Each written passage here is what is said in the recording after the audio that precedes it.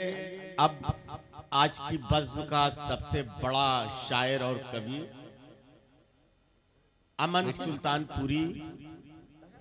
इनकी शख्सियत वो है कि ये उर्दू वालों के बीच में भी बैठे हैं, हिंदी वालों, सभी लोग बैठ जाएं, उधर न जाएं। और जो गिरी सर बैठ जाइए।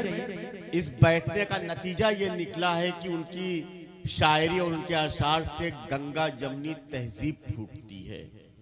और गंगा जमनी तहजीब की सबसे बड़ी मिसाल हमारा बनारस है। और बनारस के अपनी गजल के चंद मिसरों से उनको मैं दावत देता हूं कि बनारस तेरा आंचल तेरी साड़ी, बनारस तेरा आंचल और किनारा, और ही कुछ है, नई गजल है, देखिए भैया बैठ जाइए। बनारस तेरा आंचल और किनारा और ही कुछ है, तेरी साड़ी का हर सलमा सितारा और ही कुछ है। अवध की शाम देखी, मालवे की रात भी देखी, मगर सुबह बनारस का नजारा और ही कुछ है। इन्हीं ताली नहीं बजाए, बनारस की बात नहीं, मेहमान को बुलाना है। स्वागत है, स्वागत है। और मैं आपसे एक और गुजारिश करता हूं कि इस मेहमान शायर को बड़े ही अदब और एहतराम के साथ सुनिए। उन्होंने सबको सुना है, उनके सब्र का पैमाना लबरेज है। आप उनको सारे शायरों से ज्यादा नवाजिए, क्योंकि वो मेहमान है, मेहमान अतिथि देवो भव। बंधुओं, जय भीम, नमो बुद्धाय। जय भीम, नमो बुद्धाय। मैं सर्वप्रथम बनारस की इस पावन भूमि को, सरजमी को नमन करता हूँ। स्वागत। बंधुओं, आज मुझे बेहद खुशी हो रही है, हर्ष हो रहा है कि इतने उस्ताद शायरों के बीच में मुझे सद्र बनाया गया, अध्यक्षता सौंपी गई। जनाब जमजम अहमद आजमी साहब, आजमगढ़ी और सबसे बड़े शायर राज बनारसी, और आपने बहुत अच्छी गजल पढ़ी, निजाम बनारसी। ऐसे उस्ताद शायरों के बीच में मुझ नाचीज को सद्र बनाया गया, अध्यक्षता सौंपी गई। मैं कितनी प्रशंसा करूं। आप सबका मैं बेहद मशकूर हूं, बहुत आभारी हूं कि आप सबने ये जो जर्रा नवाजी का सबूत पेश किया है। मैं ताउम्र इसको याद करूंगा, भूल नहीं पाऊंगा। फोटो खींच ले राजू। बंधुओं, मैं काव्य पाठ के पहले कुछ चंद बातें अर्ज करना चाहूंगा, जो कि बहुत जरूरी है। जिस समाज से हम सब बिलोंग करते हैं, नाम राम शरण है। 31 मार्च 24 को कंपोजिट विद्यालय से मैं जूनियर हाई स्कूल के हेडमास्टर से पद से रिटायर हुआ हूं। और आप सब ये जानते हैं कि एक कवि ने पूरे समाज को बदल के रख दिया। आप समझ रहे हैं किसकी बात कर रहा हूं? संत तुलसीदास की बात कर रहा हूं। उसने क्या किया कि देखिए कैसे जो है रामचरित के मानस के तर्ज पर पूरा समाज जो है चल रहा है। तो मेरे कहने का मतलब कवियों और शायरों का कम महत्व नहीं है। आज चंदौली से, बनारस से जो बिगुल बजा रहे हैं सुरेश अकेला, मैं इनकी तारीफ करता हूं, भूर भूर प्रशंसा करता हूं। और सबसे ज्यादा तारीफ मैं परम आदरणीय मुसाफिर, जो कि कमिश्नर के पद से रिटायर होकर इतना बड़ा कार्य कर रहे हैं, मैं उनकी तारीफ करता हूं। और मैं बड़े अदब के साथ अपनी चंद पंक्तियां, मेरी एक रचना जो कि मेरे लिए बाबा साहब के लिए स्तुत के रूप में है, वंदना के रूप में है, मैं चाहता हूं कि उसको आप जरूर सुन लें। एक रचना बाबा साहब पर, बहुत सी रचनाएं मेरी हैं, और एक गजल जो मैं अक्सर पढ़ता हूं, पढ़ूंगा। और आप सबसे निवेदन करना चाहूंगा कि एक गजल में अमूमन 7 शेर 9 शेर होते हैं, लेकिन 1-2 शेर हो सकता है इसमें ज्यादा हो, तो मैं आप सबसे स्वागत है। पढ़िए। बाबा साहब का कहना था कि शिक्षा उस शेरनी का दूध है जो इसे पिएगा वो गुर्राएगा। मैं गजल की विधा में बाबा साहब की रचना प्रस्तुत कर रहा हूँ। स्वागत है। अम्बेडकर ने देश का गौरव बढ़ा दिया, गौरव बढ़ा दिया। अम्बेडकर ने देश का गौरव बढ़ा दिया,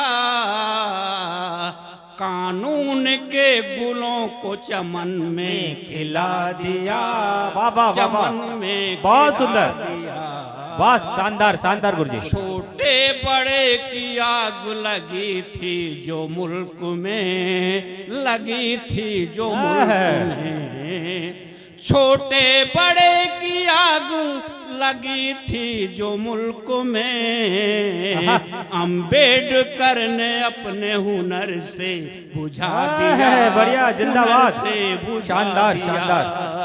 नफरत व जातिवाद की फैली थी शाख जो शाख डाली, नफरत व जातिवाद की फैली थी शाख जो, अम्बेडकर ने उसकी जड़ों को हिला दिया। क्या कहने, जिंदाबाद, अरे जिंदाबाद।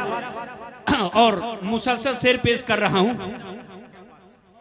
सब देखते थे जिसको हिकारत भरी नजर, हिकारत भरी नजर। हिकारत घृणा को कहते हैं। हम सब लोग कितनी घृणा की नजर से देखे जाते हैं।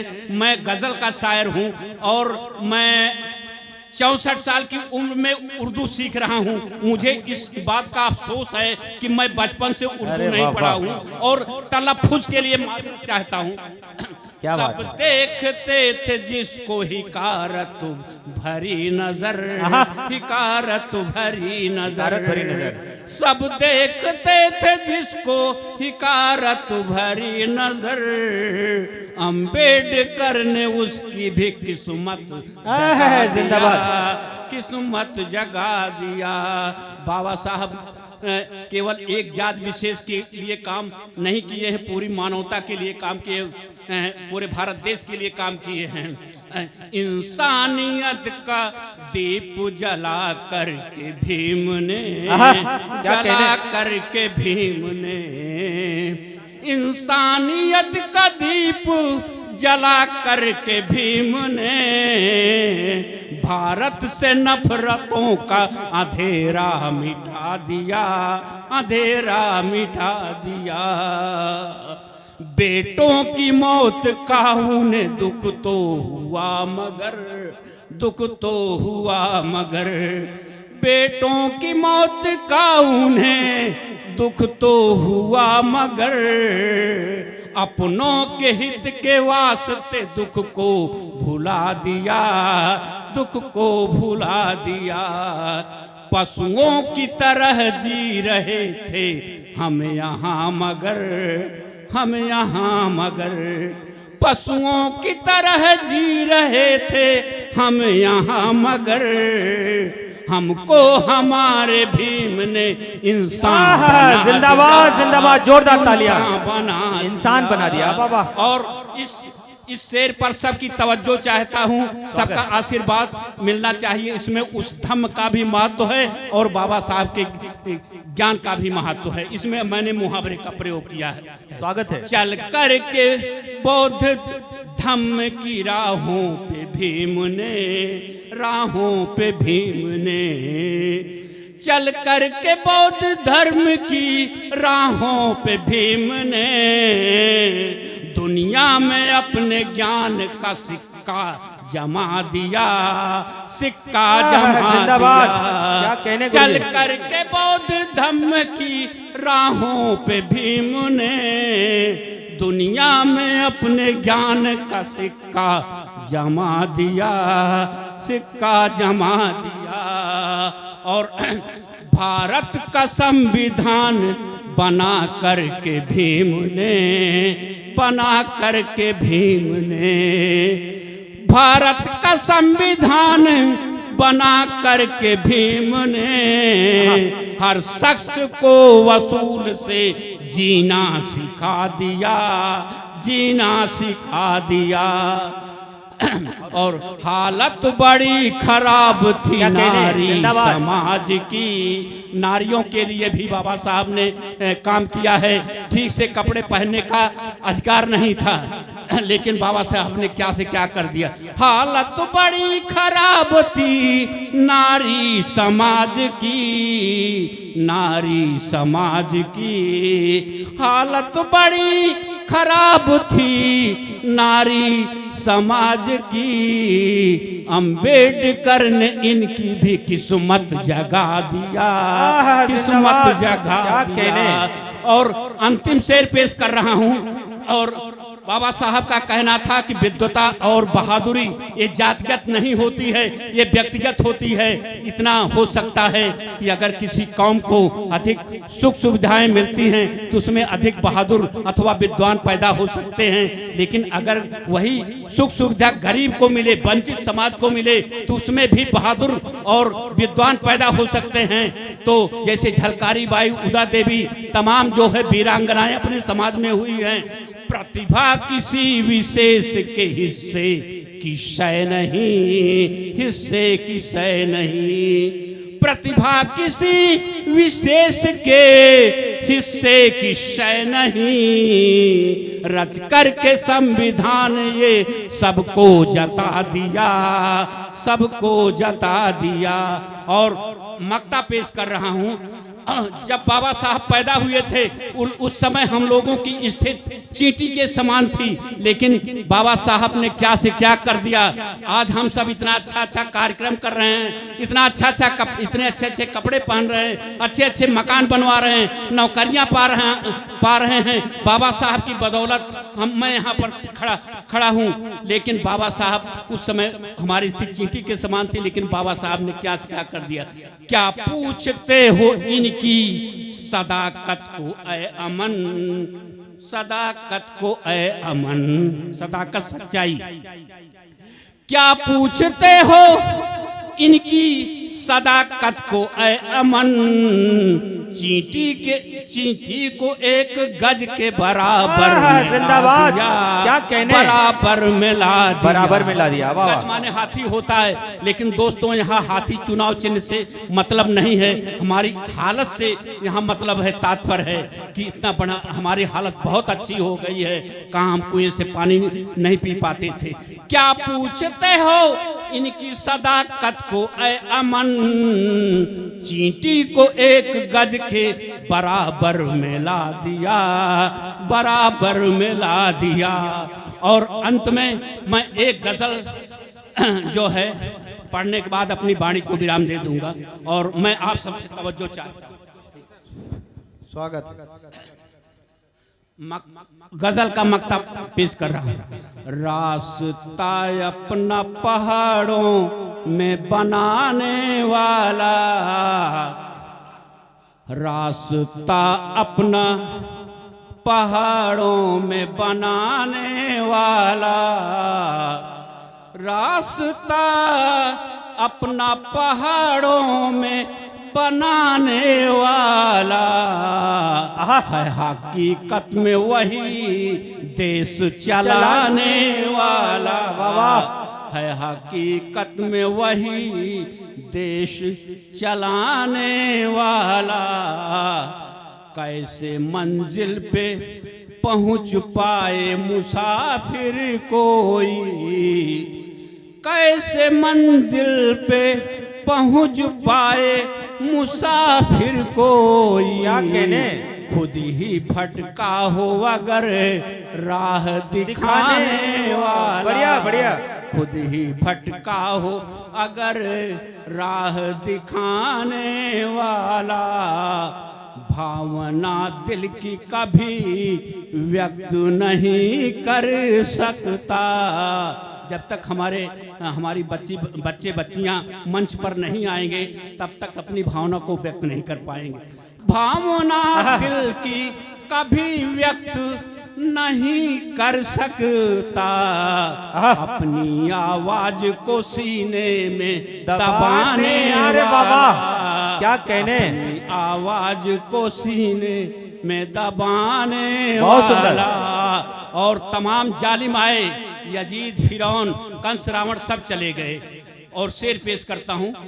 जुल्म और जब्र की तारीख बताती है यही, जुल्म और जब्र। जुल्म और जब्र की तारीख बताती है यही, खुद ही मिट जाता है दुनिया को मिटाने जिंदाबाद। वाला, खुद ही मिट जाता है दुनिया को मिटाने वाला। बहुत बढ़िया। खालिस गजल का दो शेर पढ़ दे रहा हूँ ताकि ये तस्दीक हो जाए कि मैंने गजल पढ़ी। क्या बात है गुरुजी। दर दर बदर फिरता है अब हिज्र के सहराओं में, दर बदर फिरता है अब हिज्र के सहराओं में, तुझको आगोशे मोहब्बत में बिठाने वाला, तुझको आगोशे मोहब्बत में बिठाने वाला, खार के जख्म से अब चूर रहा करता है, खार के जख्म से अब चूर रहा करता है, तेरी राहों में सदा फूल बिछाने वाला, तेरी राहों में खार के जख्म से अब चूर रहा करता है, तेरी राहों में सदा फूल बिछाने वाला।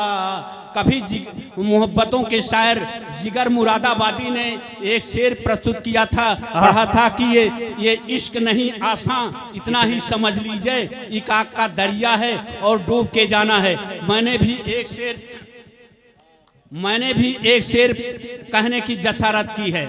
जान को अपने हथेली पे लिए रहता है, जान को अपने हथेली पे लिए रहता है, आतिशे इश्क की दरिया बहुत बढ़िया, जिंदाबाद। वाला, वाह वाह, बहुत अच्छा गुरुजी। आतिशे क्या इश्क कहने, उम्दा की शेर है। दरिया में नहाने वाला। और संजीदा शेर पेश करता हूँ। अपने बच्चों से भी इज्जत की ना उम्मीद करे, अपने बच्चों से भी इज्जत की ना उम्मीद करे, अपने माँ बाप को नजरों से गिराने वाला, क्या कहना, अपने माँ बाप को नजरों से गिराने वाला। बहुत बढ़िया। और एक शेर मैं जनाब राज बनारसी राम दोनों लोग अब अंतिम दौर है ये। हाँ, और देखें ये है अपनी गैरत की हिफाजत का, देखें कहाँ तक, अपनी गैरत, अपनी गैरत की हिफाजत का हुनर रखता है, अपनी गैरत की हिफाजत का, अपनी गैरत की हिफाजत का हुनर रखता है, मुफलिसी अपनी तबस्सुम में छिपाने है। बहुत बढ़िया, बहुत बढ़िया, जिंदाबाद। मुफलिसी अपनी तबस्सुम में, बहुत बढ़िया गुरुजी, ये शायरी है। अपनी गैरत की हिफाजत का हुनर रखता है, मुफलिसी अपनी तबस्सुम में छिपाने वाला। और 2-3 शेर मात्रा और रह गया है। झांकता क्यों नहीं अपने भी गिरे बाँ की तरफ, झांकता क्यों नहीं अपने गिरे बाँ की तरफ, झांकता क्यों नहीं अपने भी गिरे बाँ की तरफ, आईना सच का जमाने को दिखाने, बहुत बढ़िया, जिंदाबाद, जिंदाबाद, आईना सच का जमाने को दिखाने, जोरदार तालियों से। और मक्ता पेश कर रहा हूँ। अच्छा, अंतिम। चल नहीं सकता है सर अपना उठा करके अमन, चल नहीं सकता है सर अपना उठा करके अमन, आबरू बेच के दौलत को कमाने बहुत बढ़िया, जिंदाबाद। आबरू बेच के दौलत को कमाने वाला। जय भीम, नमो।